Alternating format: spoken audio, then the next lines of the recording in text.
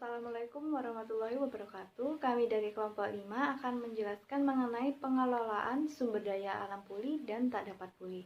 Di sini kami mengambil contoh yang ada di Pulau Kalimantan. Sumber daya alam yang akan kita bahas kali ini adalah batu bara dan kelapa sawit. Berikut ini penjelasan dari kelompok kami. Ya, di sini saya akan menjelaskan alasan kenapa kami memilih Pulau Kalimantan. Pulau Kalimantan terletak di sebelah utara Pulau Jawa, sebelah timur Selat Melaka, sebelah barat Pulau Sulawesi, dan sebelah selatan Filipina. Luas dari Pulau Kalimantan adalah 743.330 km persegi.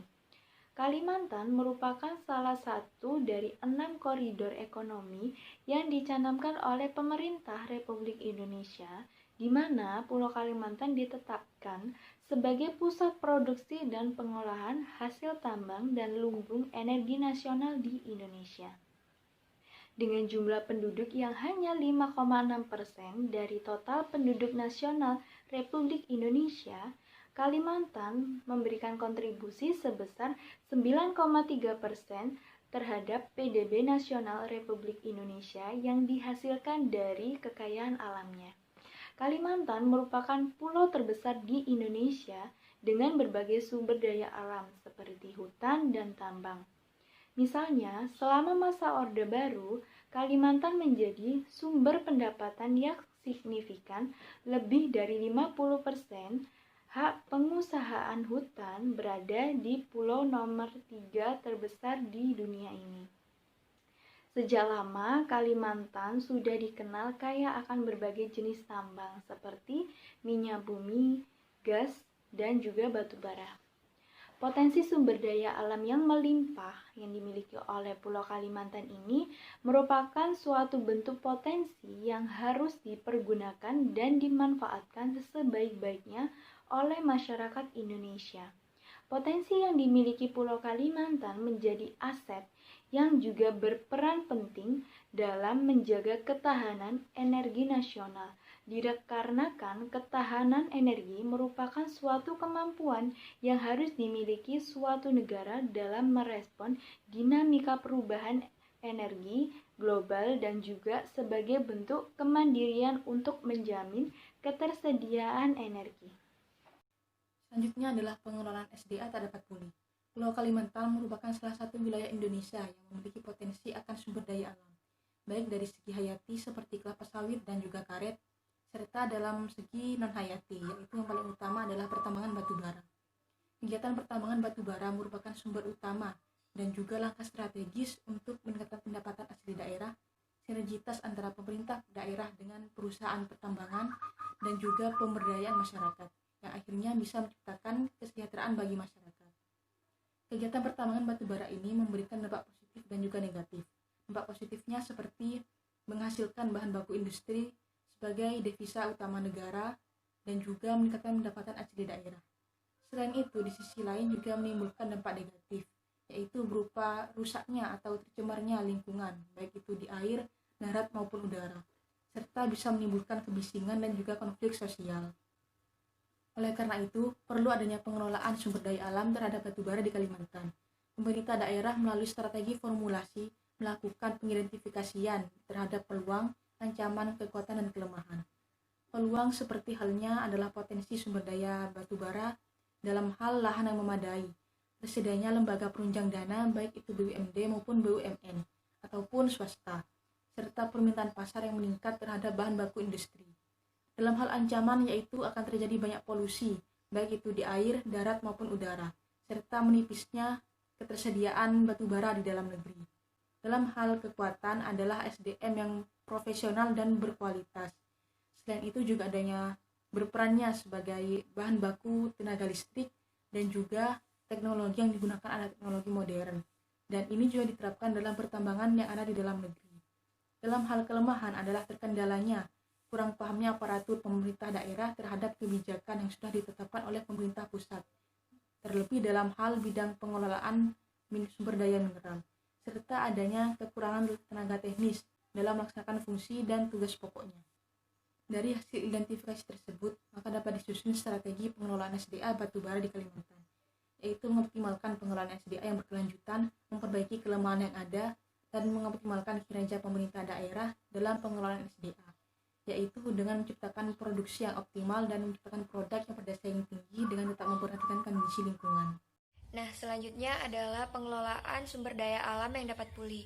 Dari sekian banyak sumber daya alam yang dapat pulih di Kalimantan, dipilih salah satu sumber daya alam, yaitu kelapa sawit. Pengelolaan perkebunan kelapa sawit yang berkelanjutan memberikan fokus terhadap berbagai aspek, seperti aspek lingkungan, aspek sosial budaya, dan aspek hukum. Dari aspek lingkungan, efisiensi dan keberlangsungan sumber daya alam untuk generasi yang akan datang sangat penting, sehingga pembangunan perkebunan kelapa sawit diusahakan dapat meningkatkan kesejahteraan masyarakat, dengan tetap memperhatikan daya dukung lahan dan juga melestarikan sumber daya alam yang ada. Dari segi sosial budaya, perhatian difokuskan pada tanah adat. Selain itu juga difokuskan pada nilai budaya yang merupakan identitas masyarakat, serta hubungan masyarakat dengan pengusaha perkebunan. Dari segi hukum, pengelolaan sumber daya alam kelapa sawit mengedepankan musyawarah mufakat dalam penyelesaian sengketa.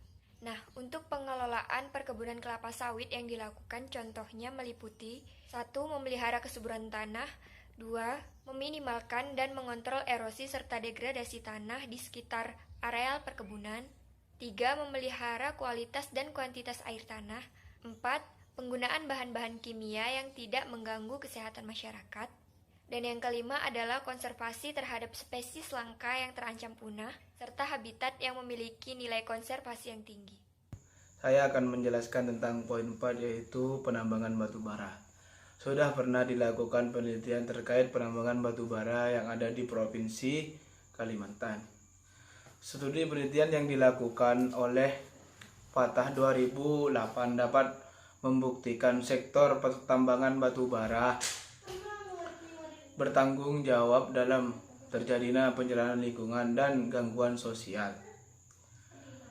Dengan menggunakan sistem neraca sosial ekonomi, didapatkan besarnya angka dari dampak kegiatan operasi batubara pada ekonomi dan lingkungan.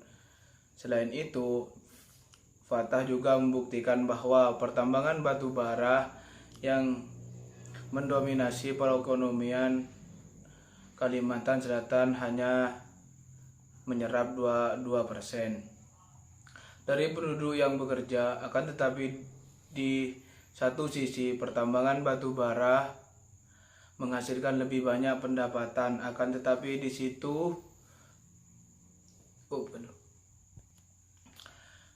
satu sisi pertambangan batu bara menghasilkan lebih banyak pendapatan bagi rumah tangga. Orang-orang yang relatif kaya keadaan ini akan semakin memperburuk ketimpanan pendapatan, namun berada dengan temuan DUTT dan MAHI 2007 di Kalimantan Timur yang menemukan bahwa keberadaan pertambangan batu bara justru terdampak positif terhadap perempuan dan anak-anak dari lapangan kerja yang tercipta dan multiplier efek yang terjadi di wilayah tersebut. Seperti temuan Fatah 2008 dan DUTT 2007, ternyata dengan adanya pertambangan batu bara dapat memberikan dampak negatif dan positif. Akan tetapi penduduk lokal merasakan lebih banyak dampak negatif dari positif dan kegiatan tambang batu bara yang beroperasi di wilayah mereka. Saya Ivan Bahtiar Santoso, NIM 82, akan menjelaskan tentang kebijakan pemerintah terhadap sumber daya dapat pulih dan sumber daya alam tidak dapat pulih. Menurut Peraturan Pemerintah Provinsi Kalimantan Barat Nomor 4 Tahun 2012 tentang sinkronisasi penggunaan lahan untuk kegiatan usaha pertambangan dan kegiatan usaha sektor lain, dengan tujuan adalah sebagai berikut. 1. Mencegah dan atau mengurangi terjadinya konflik penggunaan hasil dalam pelaksanaan pemanfaatan SDA. khususnya untuk kegiatan usaha pertambangan dengan kegiatan usaha di sektor lainnya. Terwujudnya pemanfaatan semua potensi SDA seperti pertambangan, perkebunan, kehutanan, perikanan, pertanian, dan lain-lain secara optimal dan berkelanjutan. C. Terciptanya iklim investasi yang kondusif dari berkembang. D. Meningkatkan pertumbuhan perekonomian daerah dan nasional. Izin pemanfaatan potensi sumber daya alam sebagaimana dimaksudkan dalam undang-undang yaitu 1. IUP, izin usaha pertambangan. Yang kedua, izin usaha perkebunan. 3. Surat izin perikanan. D. IUPHHK HTI, yaitu izin usaha pemanfaatan hasil hutan kayu pada hutan tanaman industri. Dan E. IUPHHK HA, yaitu izin usaha pemanfaatan hasil hutan kayu pada hutan alam. F. IUPHHK RE, dan izin usaha pemanfaatan hasil hutan kayu pada restorasi ekosistem.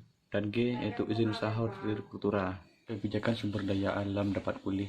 Kebijakan pembangunan perkebunan kelapa sawit berkelanjutan di Kalimantan Tengah. Asas yang menjadi diselenggarakannya rencana peraturan daerah atau Raperda pengelolaan perkebunan kelapa sawit berkelanjutan di Kalimantan Tengah. Yang terkait dengan aspek lingkungan adalah 1. Asas kelestarian dan keberlanjutan. 2. Asas keadilan dan kesetaraan. Asas demokrasi. Keempat, asas transparansi. Yang kelima, asas kebersamaan dengan tanggung jawab yang berbeda. 6. Asas kehati-hatian dini. 7. Asas ekoefisiensi. 8. Asas perlindungan optimal dan keanekaragaman hayati. 9. Asas perusak membayar. 10. Asas pengakuan hak masyarakat adat. Untuk tujuan mencegah terjadinya potensi kerusakan, mengurangi dampak kerusakan, memperbaiki dan memulihkan dampak negatif terhadap lingkungan biofisik dan sosial dengan tetap melakukan penataan, pengembangan, pemeliharaan, pemanfaatan, serta pengawasan agar pengelolaan perkebunan kelapa sawit dapat terus berlanjut secara lestari sehingga dapat berfungsi untuk meningkatkan kesejahteraan masyarakat Kalimantan Tengah khususnya dan Indonesia pada umumnya. Ya, sekian penjelasan dari kelompok kami. Apabila ada salah kata, kami mohon maaf. Wassalamualaikum warahmatullahi wabarakatuh.